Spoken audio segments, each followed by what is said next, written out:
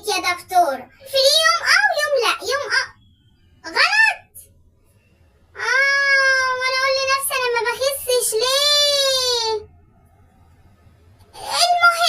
المهم يعني امبارح يعتبر كان في ليه برضه يا دكتور، ما اكلتش حاجه طول النهار عادي. انا ماشيه على التعليمات بالظبط اللي انت قلتيها. لو عكيت ممكن نعك الصبح بس. رخر حمبوز ابني جه امبارح قال لي تعالي يا وليه يا يما اما اكلك بره بالنهار عشان انت بالليل عامله دايت. قلت له ماشي يا حمبوزو يا ابني، يلا بينا يا اخوي. الولد خدني وقعدني في مطعم كده شكله حلو قوي.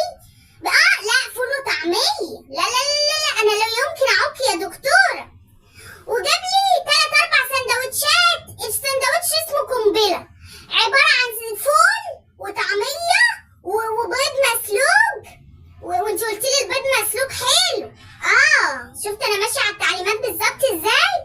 وبطاطس وبتنجان لا انا ماشيه على التعليمات اهو. هما 3 سندوتشات بس وسبت الرابع ما كملتوش. وخدني حبست بكاكا كولا. غلط. ما هو اليوم الفري بقى يا دكتوره، يعني ما جاتش على يوم في الاسبوع. انت قلت لي الفري بتاعك وبس.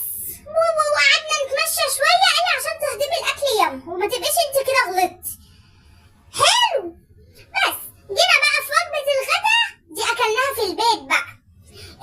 اكلنا بقى انت قلت لي ورك او صدر. انا اكلت الصدر بتاعي والولد كان ما كانش ليه نفسي ياكل فقال لي كلي يما، فانا رحت واخده واكله. يبقى انا كده اكلت صدرين وانت قلت لي مش مشكله البروتينات، وحوالي 11-12 معلقه رز وسلطه.